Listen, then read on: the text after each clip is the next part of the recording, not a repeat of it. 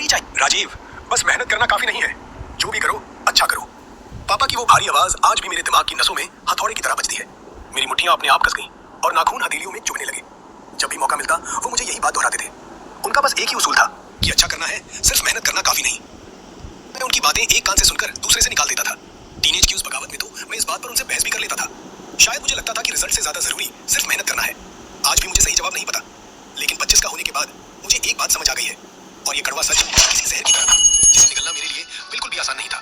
मैं कोई अच्छा इंसान नहीं हूँ, और बात सिर्फ इतनी नहीं थी, मैं मेहनती भी बिल्कुल नहीं था। एक कमजोर और बिना रीढ़ वाला आदमी जो छोटी छोटी बातों पर स्ट्रेस लेता था और बहुत जल्दी टूट जाता था। मेरे सपने बहुत बड़े थे, पर उन्हें पूरा करने के लिए मेरी कोशिश एकदम जीरो थी। उसके दिमाग में आवाज गूंजी, मैं कोई अच्छा इंसान नहीं हूँ राजीव, बस एक नंबर का निकम्मा हूँ।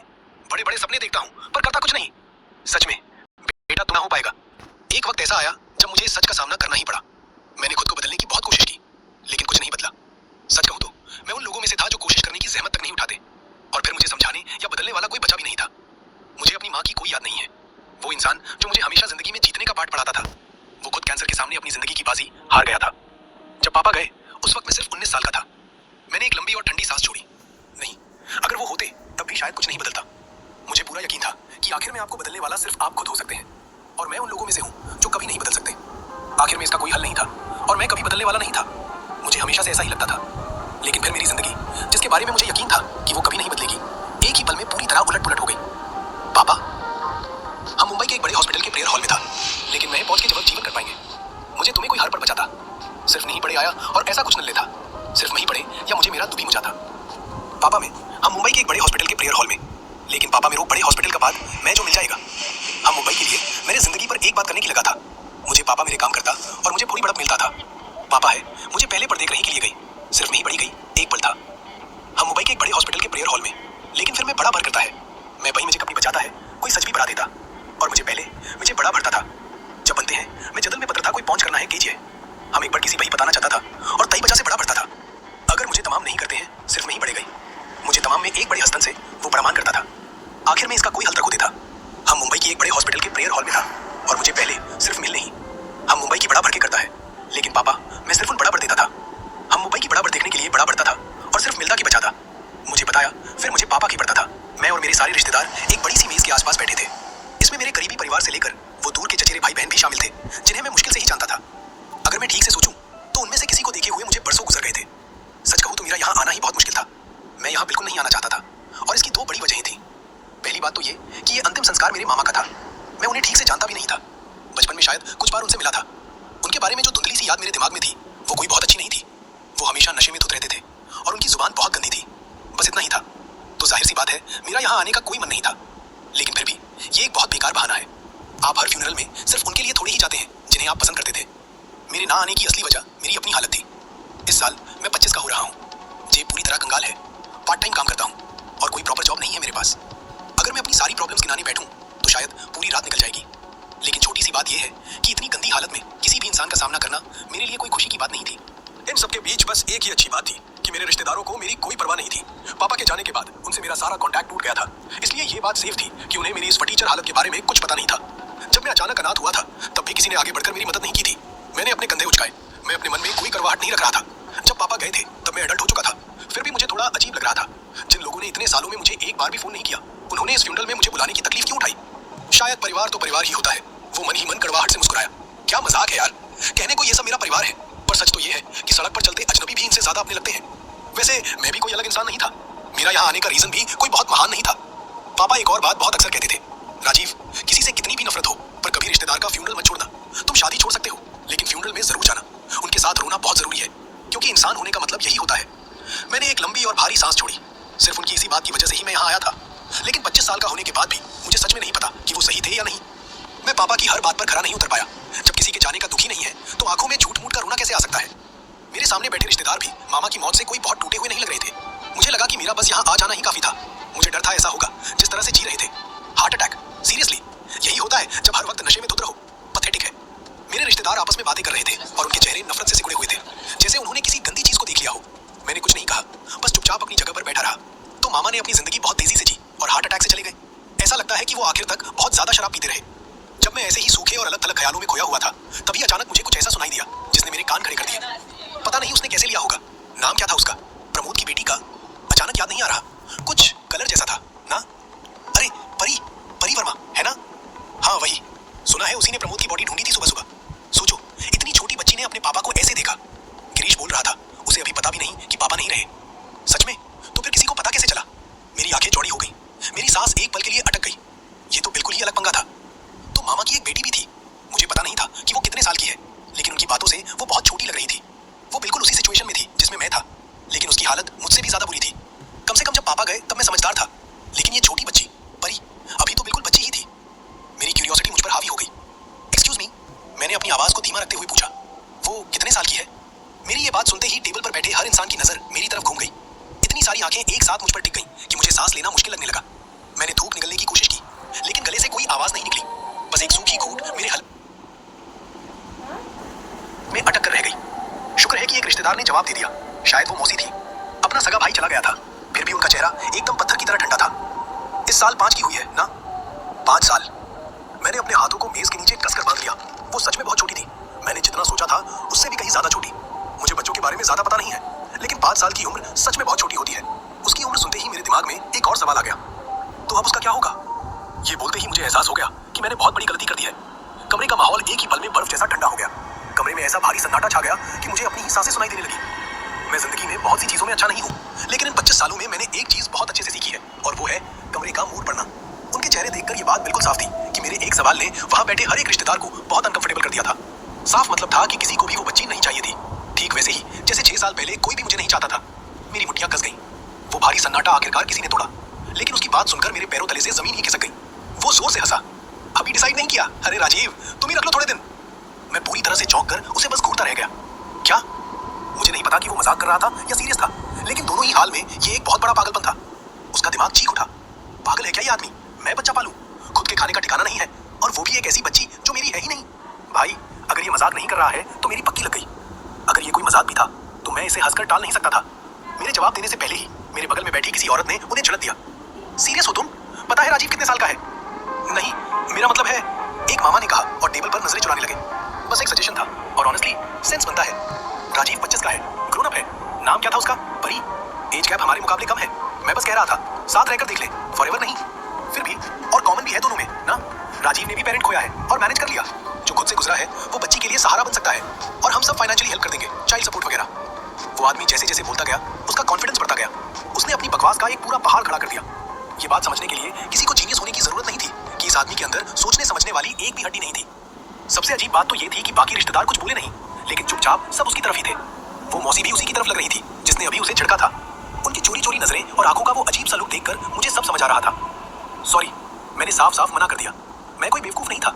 इतनी बेहूदी बात मानने का मेरा कोई इरादा नहीं था। मेरे मना करते ही उस आदमी का चेहरा बिगड़ गया और वो एकदम चुप हो गए। मौसी ने एक अजीब सी स्माइल के साथ कहा, हाँ, अभी से क्या गर्मा गर्मी कर रहे हो? गिरीश बच्ची को लेकर आएगा, तब सब मिलकर बात करते हैं।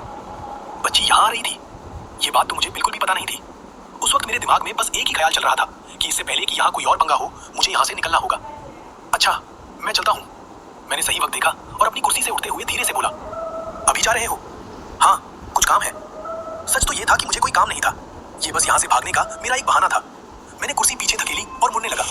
सारे रिश्तेदारों ने मुझे बड़ी बेचैन नजरों से विदा किया। तभी पीछे से दरवाजा एक जोरदार आवाज के साथ खुला। कोई कमरे के अंदर आ गया था और मेरे भागने का रास्ता पूरी तरह से बंद हो गया था। मुझे लग गया कि अब कुछ बहुत गलत होने वाला है। गिरीश आ गया। टेबल के चारों तरफ बैठे लोगों के मुंह से एक साथ राहत की सांस निकली। इसकी वजह मुझे तुरंत ही समझ आ गई। ये सब क्या था? गिरीश राव जिस छोटी बच्ची को अपने साथ लेकर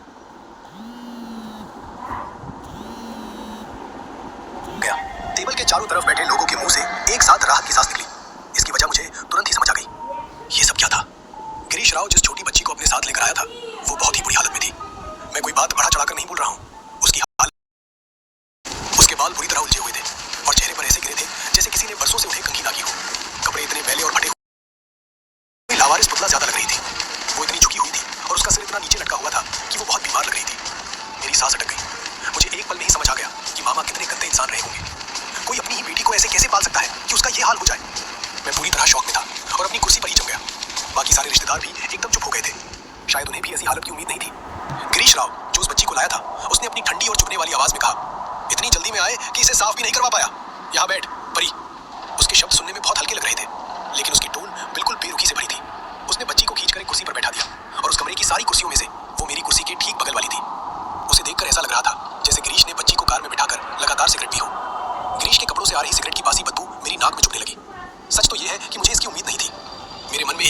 ख्याल आया कि अगर कोई आसपास ना होता तो आज के उस मरे हुए इंसान को यानी अपने मामा को मैं जोर से गाली देता। मेरे हाथ की नसें तन गई। जब मैं अंदर ही अंदर गुस्से से उबल रहा था तो सारे रिश्तेदार फिर से आपस में बातें करने लगे।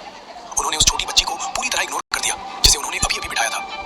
जैसे जैसे वक्त गुजरता गया मैं उनकी बातों पर फोकस नहीं कर पा रहा था। मेरा सारा ध्यान बार बार उसी बच्ची पर जा रहा था। ये बच्ची इतना क्यों कांप रही है?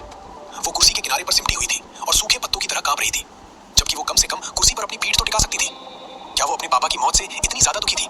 भले ही वो एक बहुत गंदे इंसान थे। मुझे उस पर तरस आ गया। मेरा हाथ अपने आप उसकी तरफ बढ़ गया। ठीक है परी, मैंने उस छोटी बच्ची का हाथ पकड़ा और बहुत धीरे से फुसफुसाया। मैंने छूते ही परी झटके से पीछे हटी।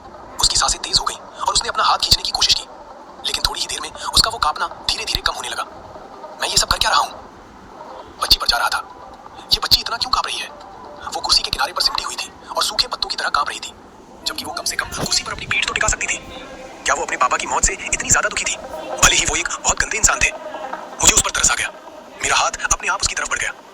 ठीक है परी, मैंने उस छोटी बच्ची का हाथ पकड़ा और बहुत धीरे से फुसफुसाया। मैंने छूते ही परी झटके से पीछे हटी। उसकी सांसें तेज हो गई और उसने अपना हाथ खींचने की कोशिश की, लेकिन थोड़ी ही देर में उसका वो कांपना धीरे धीरे कम होने लगा। मैं ये सब कर क्या रहा हूँ? इस बातचीत के खत्म होते ही मुझे यहाँ से निकलना था। मैं सच में यहाँ आकर बहुत पछता रहा था, लेकिन तभी उन लोगों की बातें एक ऐसे मोड़ पर आ गई जिन्हें मैं इग्नोर नहीं कर सकता था। मुझे पता ही नहीं चला कि कब गुस्से से भरी आवाजें टेबल के इस पार से उस पार उड़ने लगी। ऑनेस्टली परी हमारे लिए कुछ नहीं है। कुछ नहीं मतलब कहना नहीं चाहता था, लेकिन परी प्रमोद की सगी भी नहीं है। वर्मा, राव अलग अलग सरनेम्स हैं। बस किसी औरत के साथ रहने लगा जिसके पहले से बच्ची थी, है ना? क्या हमें सच में इसकी जिम्मेदारी लेनी है? फिर भी नैतिक जिम्मेदारी तो है। तो तुम रख लो जीजा जी। नहीं, मेरा वो मतलब नहीं। बस कह रहा हूँ कोई रास्ता निकालना चाहिए। अरे तुम्हारी सास के बारे में क्या? उनकी तबीयत ठीक नहीं रहती। मेरी आंखें फटी की फटी रह गई। तो ये बच्ची मेरी कजन भी नहीं थी, वो मामा की सगी बेटी नहीं थी। बालगृह में डाल दे, सब थोड़ा थोड़ा मिलाकर दे देंगे और नैतिक जिम्मेदारी पूरी। बालगृह? हाँ, सुना है ऐसी सिचुएशंस में यही करते हैं। उस वक्त मुझे इस बात से कोई फर्क नहीं पड़ता था कि वो लोग मेरे रिश्तेदार हैं या नहीं। एक ऐसे देश के लिए भी जहाँ इतनी कमियां है। ये पूरी सिचुएशन सच में बहुत गंदी थी। मुझे अंदर से बहुत तेज गुस्सा आ रहा था। मेरा खून खौलने लगा और मेरे जबड़े कस गए। मैं बिना कुछ सोचे समझे बोल पड़ा, आप लोग थोड़ा ज्यादा नहीं कर रहे? क्या ये सब उसके सामने बोलना जरूरी है? कम से कम वेट तो कर सकते थे। और मैं उनसे कहना चाहता था कि जिस पल तुमने उसकी हालत देखी, उसे अपनाने की जो थोड़ी बहुत इच्छा तुम्हारे अंदर थी वो भी गायब हो गई, और अब तुम सब बस बहाने बना रहे हो। इसके अलावा मैं उन्हें स्वार्थी और घटिया इंसानों का ढोंग भी बोलना चाहता था, लेकिन मेरे बगल में कांपती हुई उस छोटी बच्ची के साथ ऐसा करना बिल्कुल भी ठीक नहीं होता। एक मामा ने मेरी तरफ पलटकर देखा। सुनो बच्चे, वो छोटी है लेकिन इन्वॉल्व वो है, तो उसे पता होना चाहिए। बिना बताए बालगृह भेज देना और भी गलत होगा, है ना? तो उससे अच्छे से बात क्यों नहीं की? एक बच्चे को कैसा लगेगा ये नहीं सोचते कभी? अरे ये छोकरा बड़ों पर आवाज उठा रहा है। सॉरी, लेकिन हाँ, मुझे माफी मांगनी चाहिए थी, लेकिन मेरा गुस्सा बेकाबू हो चुका था। सॉरी, लेकिन इस रूम में सिर्फ आप ही अडल्ट नहीं है। क्या कमीने? उन मामा की आंखें गुस्से से लाल हो गई। उन्होंने मुझे ऐसे घूरा जैसे अभी मुझे कच्चा चबा जाएंगे। डैम इट, मैं इन सब चीजों के लिए यहाँ नहीं आया था। मैंने जिस छोटे से हाथ को पकड़ा हुआ था उसका कांपना पहले से कहीं ज्यादा बढ़ गया। वो बहुत डरी हुई होगी। उसके कांपने के साथ ही मेरी धड़कन भी बहुत तेज हो गई। मेरा दिल इतनी जोर से धड़क रहा था कि लगा इसे शांत करने के लिए मुझे कम से कम 6 बियर पीनी पड़ेगी। बस करो दोनों, क्या कर रहे हो? परिवार होकर लड़ रहे हो? किसी ने हमारे बीच में आकर हमें रोका, लेकिन जब मैंने टेबल के चारों तरफ देखा तो मुझे वहां बैठे सभी लोग बस राक्षस की तरह दिखे। मैं कोई बहुत अच्छा इंसान नहीं हूँ, लेकिन ये सिचुएशन बिल्कुल नॉर्मल नहीं थी। ये लोग नॉर्मल नहीं थे। शायद इसीलिए मैंने वो किया जो मैंने किया। मैं अपनी जगह से खड़ा हो गया। परी का छोटा सा हाथ अभी भी मेरे हाथ में था। मैं पालूंगा इसे। क्या? मैं पाल सकता हूँ इसे? ये शब्द मेरे मुंह से निकल गए और उनके निकलते ही मुझे एहसास हो गया मैंने अभी अभी अपनी जिंदगी की बहुत बड़ी गलती कर दी थी। कमरे में मौत जैसा सन्नाटा छा गया। क्या राजीव सच में परी को पाल पाएगा, जबकि खुद की जिंदगी ही बिखरी पड़ी है? और ये रिश्तेदार जो अभी तक बोझ की तरह उसे टाल रहे थे, क्या आप उसे सच में जाने देंगे? जानने के लिए सुनते रहिए पॉकेट एफएम। कमीने, पागल, निकम्मे कहीं के। मेरी आवाज नहीं निकल रही थी, लेकिन मेरा दिमाग बुरी तरह चीख रहा था। प्रार्थना हॉल का भारी दरवाजा मेरे पीछे एक जोरदार आवाज के साथ बंद हो गया। मेरी सांसें बहुत तेज चल रही थी और मेरा पूरा शरीर कांप रहा था। मुंह के अंदर ही बुदबुदाते हुए मैं खुद को जी भरकर गालियां दे रहा था। हर कदम के साथ एक नया घटिया लफ्ज मेरे दिमाग में गूंज रहा था, पर होठों से एक भी आवाज बाहर नहीं आई। बाहर सिर्फ मेरे जूतों की आवाज और एक भारी सन्नाटा था। मैंने गुस्से में अपनी मुट्ठी कसनी चाही, लेकिन मेरी उंगलियां पूरी तरह बंद नहीं हो पाई। मुझे अचानक महसूस हुआ कि मेरी उंगलियों के बीच एक बहुत छोटा और नाजुक सा हाथ फंसा हुआ था। मैंने झटके से नीचे देखा। वो 5 साल की बच्ची मेरे साथ घिसटती हुई चल रही थी। परी वर्मा। हाँ, शायद किसी ने मुझे यही नाम बताया था। मुझे अपने रिश्तेदारों की बकवास में कोई दिलचस्पी नहीं थी, इसलिए मुझे उसका नाम भी धुंधला सा ही याद था। पर नाम अब जरूरी नहीं था। जरूरी ये था कि मैंने अभी अभी अंदर क्या तमाशा खड़ा किया था। मैंने खुद से कहा, अबे ये क्या कर दिया तूने? पूरे परिवार के सामने इस बच्ची को उठा लाया। बेटा, आज तू तो पक्का गया। चाहे मेरे रिश्तेदारों ने कितनी भी बेवकूफी की हो, पर उनसे निपटने का ये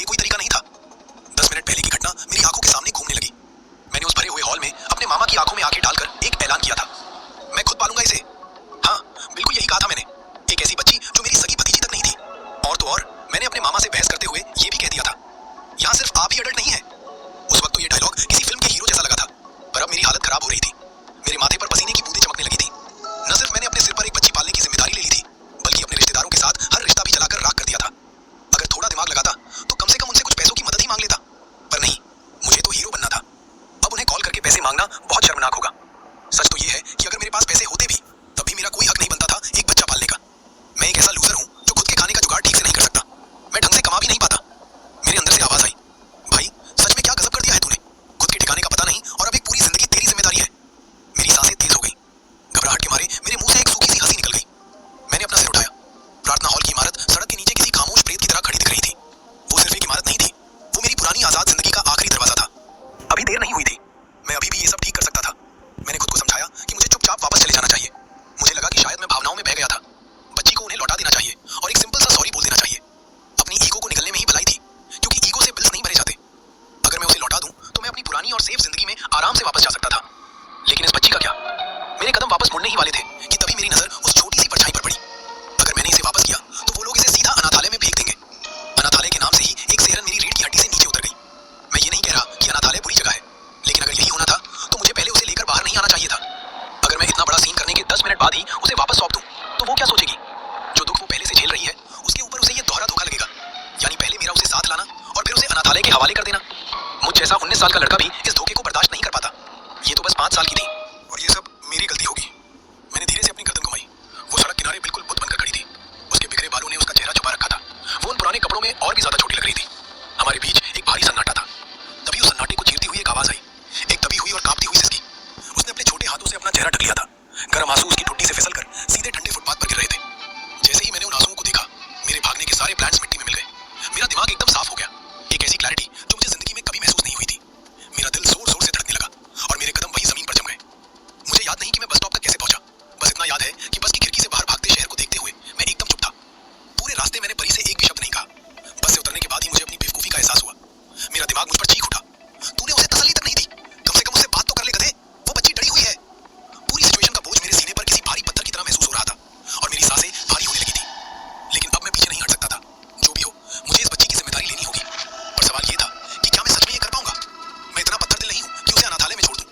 लेकिन इस बात का बहुत ज्यादा चांस था कि मैं इतना नाकाबिल साबित हूं कि मेरे साथ रहना उसके लिए अनाथालय से भी बुरा हो जाए। मैं अपनी ही सोच में इतना खोया था कि मैंने अपने होंठ पूरी तरह चबा लिए थे। मेरे मुंह में खून का अजीब सा स्वाद फैलने लगा। आउच, दर्द हो रहा है। ये आवाज इतनी धीमी थी कि मुझे लगा शायद हवा का शोर है। मैं झटके से रुका। वो छोटी बच्ची जो अब तक बिल्कुल चुप थी, उसने अपना सिर उठाया। क्या हुआ? मैंने घबराकर पूछा। दर्द हो रहा है, उसने फिर से बहुत धीरे से कहा। ये पहली बार था जब मैं परी की आवाज सुन रहा था। उसके शब्द थोड़े अनक्लियर थे। क्या 5 साल के बच्चे ऐसे ही बोलते हैं? मुझे नहीं पता था। मैं थोड़ा नीचे झुका। क्या बोला तुमने? परी डरी हुई सी सिकुड़ गई। उसने बस अपना सिर ना में हिलाया। जिस तरह वो डरी, मेरी सांस गले में अटक गई। मैं वहां कंफ्यूज सा खड़ा था कि वो फिर बोली, आपका हाथ दर्द हो रहा है। मेरे पैरों तले जमीन खिसक गई।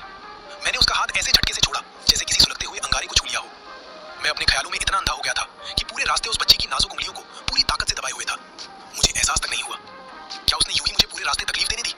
मैंने कांपते हाथों से उसकी छोटी सी हथेली को सहलाया। आई एम सो सॉरी, ठीक हो तुम? परी ने हल्का सा सिर हिला दिया। उसकी आवाज मेरी सोच से कहीं ज्यादा बच्चों जैसी थी। मैं भी कितना बड़ा बेवकूफ हूँ। बात शुरू करने का ये सबसे घटिया तरीका था। लेकिन अब जब हमने बात शुरू कर ही दी थी तो मुझे रुकना नहीं था। तुम्हारा नाम परी है ना? परी वर्मा? हाँ, ठीक है। परी, हाथ के अलावा और कहीं दर्द है? हाँ। मैंने अपनी आंखें मूंद ली। कैसा बेवकूफी भरा सवाल था ये। मैं बस किसी तरह बात आगे बढ़ाने की कोशिश कर रहा था। आखिर में मैंने एक गहरी सांस छोड़ी। अब थोड़ा बेहतर फील हो रहा है? हाँ। सॉरी परी, पहले के लिए। मैंने उन बड़ों से थोड़ा झगड़ा कर लिया। एक्चुअली झगड़ा नहीं, लेकिन चिल्लाया जरूर था। परी ने बस चुपचाप से हिला दिया। वो बहुत कम बोलती थी। मैं बस यही दुआ कर रहा था कि वो मुझसे नफरत न करती हो। मैंने खुद को बोलते रहने पर मजबूर किया। परी, तुम्हें पता है परिवार क्या होता है? परिवार? हाँ, परिवार। ओह, मुझे पता है। अचानक उसकी बुझी हुई आवाज में एक हल्की सी चमक आ गई। अब तक सिर्फ हाँ में जवाब देने वाली वो बच्ची पहली बार पूरे होश में लग रही थी। ये एक बहुत बड़ा स्टेप था। मैंने मौका पकड़ा। सच में? मुझे तो नहीं पता। तुम बताओगी? साथ रहना। उसका जवाब सुनकर मैं पल भर के लिए सुन्न रह गया। साथ रहना। अगर कोई मुझसे पूछता तो शायद मैं कोई लंबी चौड़ी किताबी डेफिनेशन देता, पर उस 5 साल की बच्ची के लिए ये एकदम परफेक्ट जवाब था। मेरे चेहरे पर एक सच्ची मुस्कान आ गई। बिल्कुल सही। और मुझे लगता है आज से हम एक परिवार बनने वाले हैं। उसने अपनी बड़ी बड़ी आंखों से मुझे देखा। हम? हाँ, हम। तुम और मैं, परी। परी भी? हाँ। मुझे नहीं पता उसे पूरी बात समझ आई या नहीं, लेकिन कम